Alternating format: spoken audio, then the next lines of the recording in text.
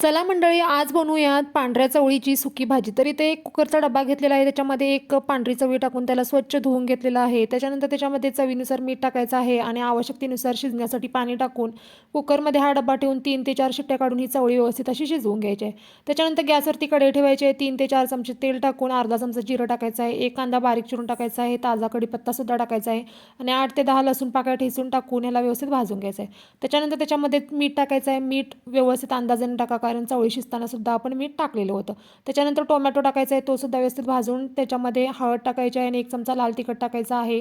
शिजवलेली चवळी टाकून त्याला व्यवस्थित परतून घ्यायचं आहे आणि त्याच्यामध्ये अर्धा चमचा जिरेपूड, अर्धा चमचा धनेपूड आणि अर्धा चमचा गरम मसाला टाकून ह्याला परत एकदा 1-2 मिनिटं तेलावरती परतून घ्यायचं आहे. त्याच्यानंतर याच्यामध्ये अर्धी वाटी होईल इतकं पाणी टाकायचं आहे. झाकण ठेवून 2 ते 3 मिनिटं छान शिजवून घ्यायचं आहे आणि वरून ओली कोथिंबीर टाकायची आहे आणि अशा प्रकारे आपली चवळीची सुकी भाजी तयार आहे.